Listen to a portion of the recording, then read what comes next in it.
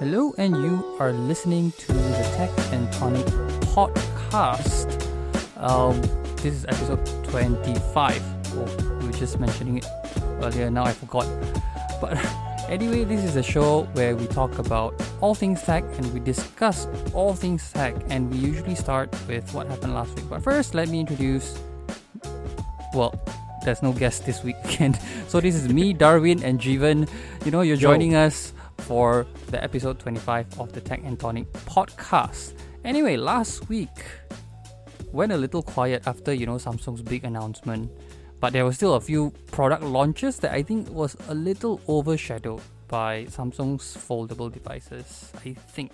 Okay, so the first thing that launched after that whole Samsung hoo-ha was MSI Creator Z16. Now, this is not really a new laptop that they're launching. It is a laptop, okay? It's made for creators, and it just arrived in Malaysia. And it's packing quite a lot of things. It's got a Core i7 and an NVIDIA GeForce RTX 3060. So it's not super powerful, but for a creator laptop that's quite thin, it's actually pretty good. And it's got a display that's a 16-inch display, a 16 by 10 aspect ratio thing that's quad HD, and even refreshes at about 120 Hz. Now, Jeevan, do you want to guess how much this laptop is? Considering it's catered towards creators, I'm gonna guess about 7,000 ringgit. Ho, you are so wrong. It's 11,999 ringgit. Oh my god. But it shouldn't be too surprising because, laptops this year, as we have always said, right, it's expensive and more expensive than ever. And, this kind of spec, while it doesn't sound too powerful, it's actually made for designers and creators. Okay, this comes with a very, very color accurate display and stuff like that. So if you're looking at an equivalent Acer Concept D or even an Asus what's it called, ProBook. the ProArt series, yeah, they're going to be about the same prices there or thereabouts as well, probably in the range of 1,000 to 2,000 ringgit difference, somewhere there. Yeah, creators market very hot now. It's also very pricey since it launched. It is. But it comes with a 1TB SSD, so that's your 1,000 ringgit there. That is true. Yeah. Google also was in the news last week. They also launched a new smartphone, not to the standards of Samsung's Galaxy Fold and Flip lah. Okay, they launched the Google Pixel 5a that is supposed to replace the Google Pixel 5 and the 4a. 5G kind of thing. Yeah, and it comes with the same processor as the Google Pixel 5. Okay, that's the Snapdragon 765G, which also gives it 5G capabilities. Okay, and it's come with a slightly bigger display. Comes with actually less memory. It's coming with 6 gigabytes of RAM compared to 8, which is odd to me. But it's okay. Odd. Also, the Google Pixel 5a looks exactly like the 4a. It does. Okay, that's one thing. But it's bigger. It's way bigger. It's 6.34 inches, if I'm not wrong, compared to the 4a's 5.8 inch and the 5's 6 inch. So this is quite a big device. But it also comes with a very big battery, 4,680 milliamp, that they say can last for 2 days on a single charge. Interesting. True or not, I don't know. But it'll come with Android's latest. I think they have released the Android 12 program. Okay, and it will launch on the 26th August for $449. That's about 1,899 ringgit as of today. Okay, that is the 23rd of August. But there is some bad news for it lah. It's only available in the US and Japan. So it will never come here. But, they are preparing for the Google Pixel 6, and that might make it to at least Singapore, our very nice neighbors, and we might have to go there to buy The Google Yeah. Pixel 6 kind of thing. But the Pixel lineup, especially the A lineup, has Mhm. been quite impressive for the price. It is, yes. 1,899 considering in modern day smartphone pricing. It's actually not exorbitant, but it's still not that cheap. Yeah. For what you're getting though, it's actually pretty good, right? It's actually decent. You're not losing out on anything. Yeah. So You're I not think- missing anything. Yeah, so I think it's fine. But also at the same time, because the Google Pixel 5a is coming out, the Google Pixel 5 and the Google Pixel 4a will not be restocked. Produced. Yeah, they will be discontinued completely. Yeah, So it's- but at the same time, we have the 6 and 6 Pro coming out Yes, in a few weeks' time, I think. correct. Okay, but you're not gonna miss much lah. The Google Pixel 5a is about the same as the Google Pixel 5. You're not gonna miss out on anything really, So Yeah. it's fine. Okay. Oppo also launched a new phone in Malaysia last week. They launched the Oppo Reno 6 Pro. They launched the Oppo 6 as well before that, right? So this Yeah. is yeah. And remember we were saying that it was missing a Snapdragon variant. Mm-hmm. So the Pro is this Snapdragon variant. Right. So it comes with 4 cameras as well? 64 megapixel, 13 megapixel ultra wide, Yeah. 16 megapixel telephoto or something like that, and a 2 megapixel macro. Yeah. What was the? This has got the Qualcomm Snapdragon 768, if I'm not mistaken. 768 5G processor and stuff like that. Yeah. And of course, it comes with a price premium also. But it's also one of the only models in the lineup with Oppo's color warmth sensor. Right. But would you pay an extra like nearly $1,000 for it? It's 2,999 ringgit. I'm not sure. I want to see what this color sensor does that makes it so expensive. Yeah. Well, we'll review it soon enough and we will let you know if it's actually worth a lot more than, Yeah. Also, Asus also launched a new smartphone. And this is a bit weird, okay, because they launched the Asus ROG Phone 5S. And as far as we can tell, it's not much difference from the Asus ROG Phone 5. It's nearly exactly the same, except you get a slightly more powerful Qualcomm Snapdragon 888 Plus. It's not that much of a difference. And compared to the old device, apparently benchmarks doesn't really show that big of a difference in between those two devices anyway. So Yeah. So, again, I am very confused. yeah, me too. Why? There's no difference. The designs are completely the same and things like that. They're probably selling it at a little more premium, I'm guessing. Or if they sell it at the same price, the old phone will go cheaper. So buy the old phone. That's my only advice. I don't know. Yeah, I think it shouldn't have been even released as an S. It's so weird. It is very, very weird. They should have just updated the Ultimate with the 888 Plus or something like that. Considering that it was just released a few days before this announcement, yeah. Yeah, actually, yeah. At least for Malaysia, right? The Ultimate just came in like last week. And also last week was the launch of the Asus ROG Phone 5S. And I think that's also why they were very quiet about it.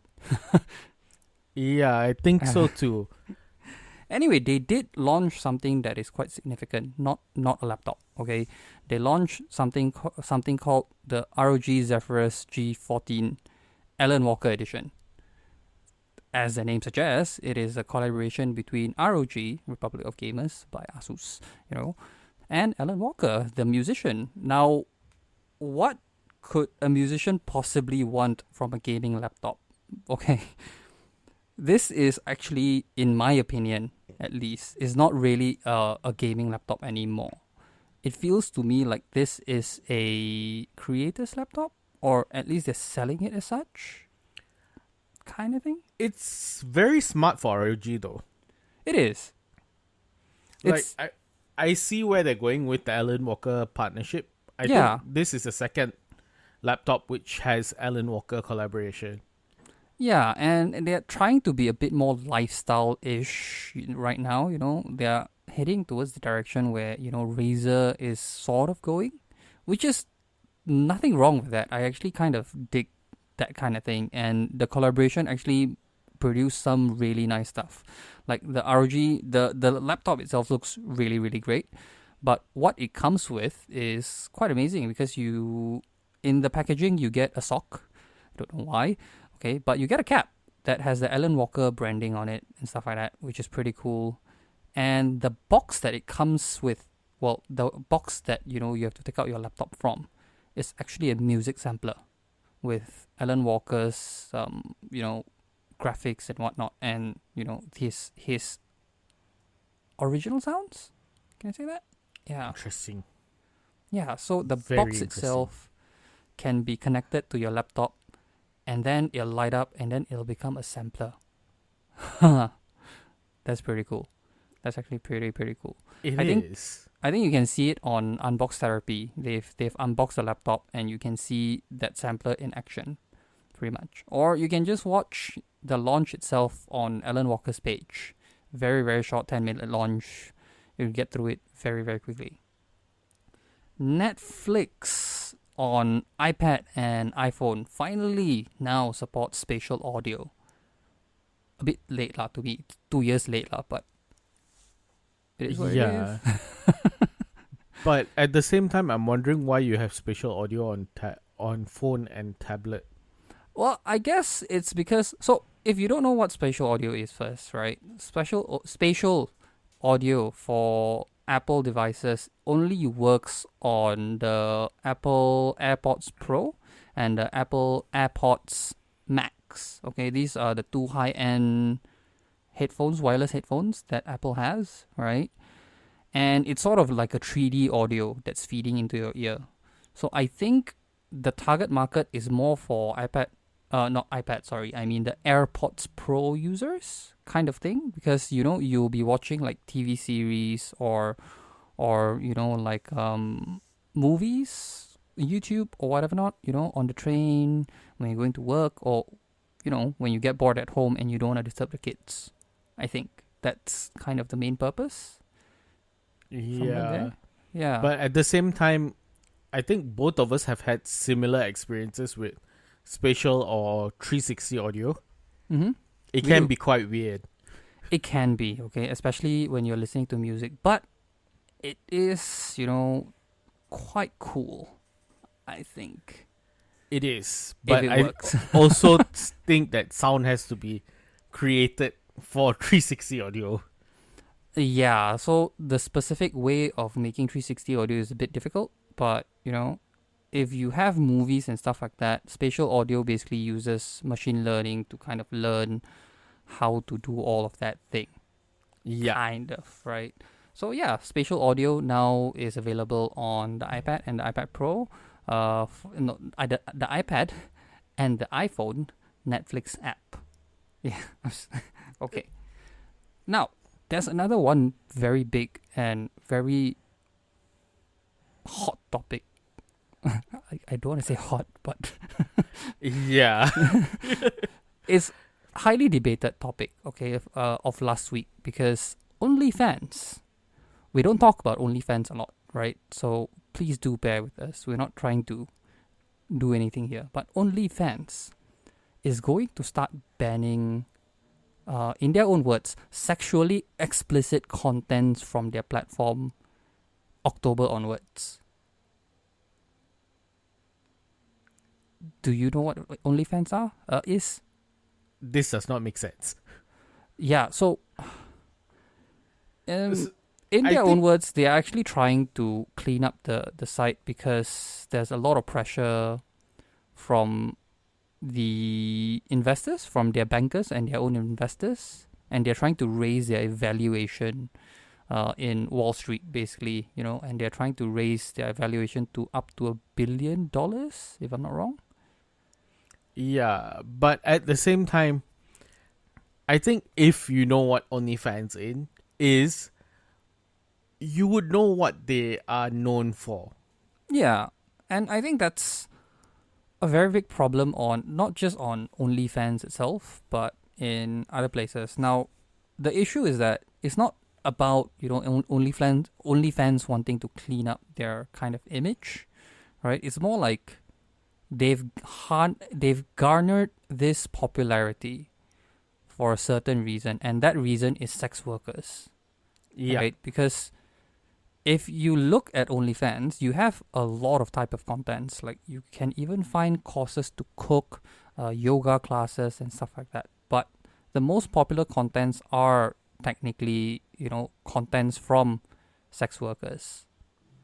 Yeah, and also I think that is where they've gained the most notoriety. Yes.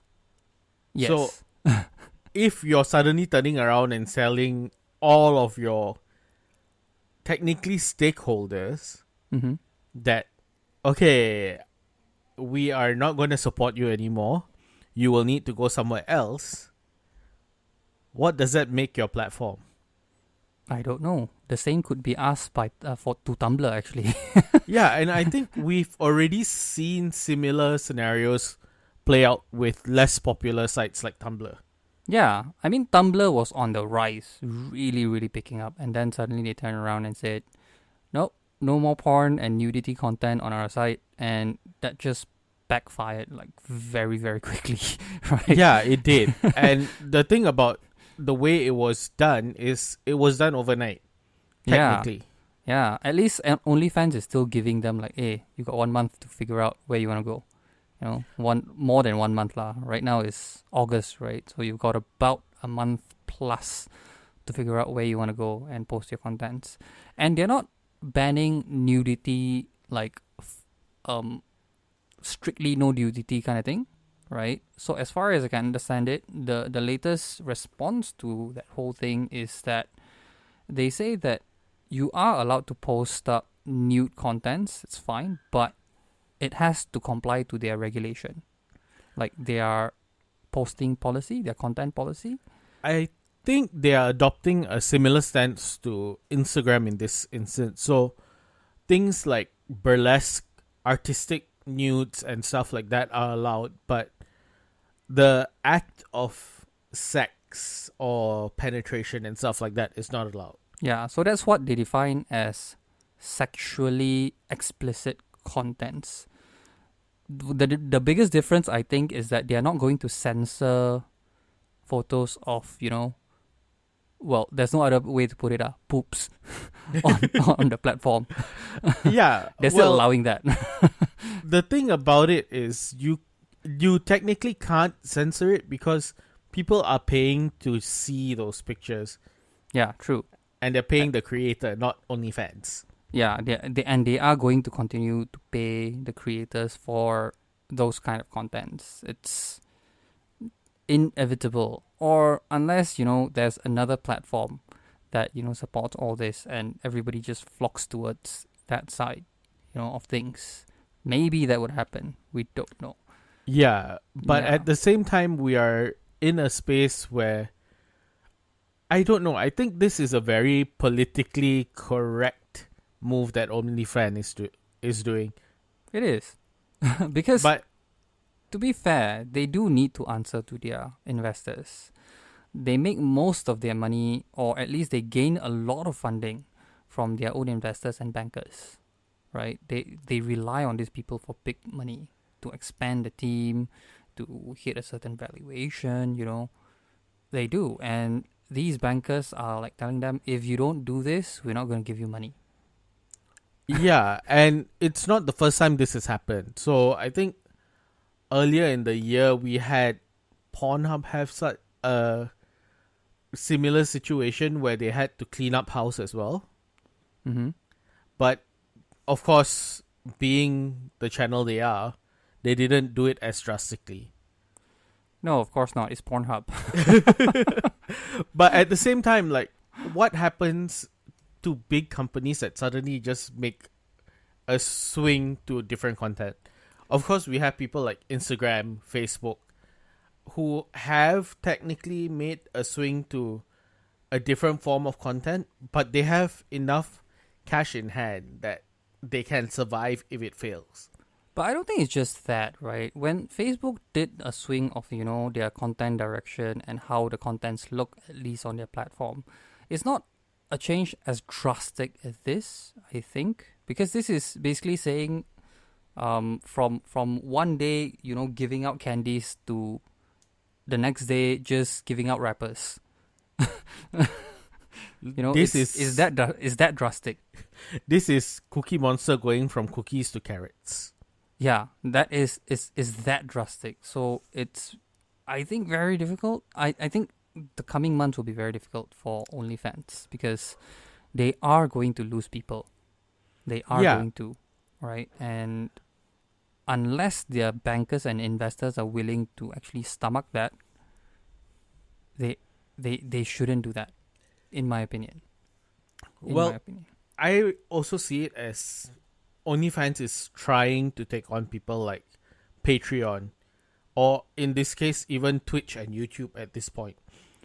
Yeah. Okay, so to be fair, alright, I mean, we've been saying to be fair a lot these days, but OnlyFans, when they started creating OnlyFans, or at least through our research, right, OnlyFans is made to be a platform that is like Patreon. It's supposed to be a platform where, content creators can be creative and teach people to do stuff or make contents for people who actually really want to watch them.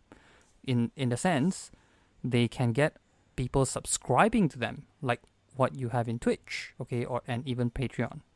It's never meant to be, a paid sex worker site thing, or at least the way they put it, it's not supposed to be like that at all. Like, they didn't envision it to be like that, right? And that's why when the investors come in and they say, this is not your business model, why are you allowing these people to violate your policy? Because, to be fair, for you to be listed, you really have to clean up house. Yeah, but at the same time, I think people started flocking to OnlyFans because Patreon had an explicit policy for it. Correct. And that's why OnlyFans was the other platform that, sex workers could go to, to sell their product. Is that the right way to say it? Well, it's not their services, but yeah, I think product would be the correct word. The thing about it is you're making such a drastic change in your business model. Yeah. And for your business to actually survive it, especially in our current climate where things move so fast and people lose interest so fast, I think OnlyFans is setting itself up for a very big, spectacular failure. Maybe. I'd like to see where they go after this, and I'd like to see if, because let's be honest here. The sex industry, it's one of the oldest industries in the world. Like, it will not fade. And in the time of pandemic and lockdown and, when people lose jobs and things like that, this is a bigger blow in the sense of, people who are actually relying on OnlyFans to make a living. It's going to be very painful, and the effect is not just OnlyFans failing. It's also about these people losing not just their jobs, it's kind of losing their source of income or side income at least. Yeah. And we'd really like to see where this goes, really. We don't know what will happen, but we'd really like to see where this goes. Right. It will be interesting if OnlyFans can actually pull it off. Like the switch to totally clean content. But at the same time, what's to stop people from going to places like Twitch, even YouTube, like even our tech and channel, you can subscribe to it. Mm-hmm. Like you can join the channel where you basically pay a certain amount per month and you get perks. Yeah, but so there's not going to be a lot of difference. Exactly. So it's basically taking on a lot of big boys where you had a niche before this. Well, there's still boobs. Yeah, well, We should minimize saying that on But at the same time, it's interesting to see a company like OnlyFans take a drastic swing like this. Yeah, it kind of shows evolution or, change in direction and stuff like that. But yeah, we would really like to see where this goes. Anyway, I think that is all the time we have for today. And, if you have any thoughts on, what's going on there, okay, you can just let us know. Reach out to us. We're on Spotify, we're on Google Podcasts, and we're even on Apple Podcasts. You can reach out to us on any of those platforms. If you stumble upon our website, well, don't stumble upon our website. Just go to our website and read up some stuff there. We've got great contents there as well. That's www.techn.tv. Our email is there as well. Reach out to us. Tell us what you think about this whole thing. And, probably let us know as well what kind of contents you want to see more of on our website and even on our podcast, right? For all you know, we can do something else. Yeah. You can also reach out to us on our social media. Obviously, we are on Facebook, we're on Twitter, we're on Instagram, we're even on LinkedIn as TechNTV. That's TechENT-TV.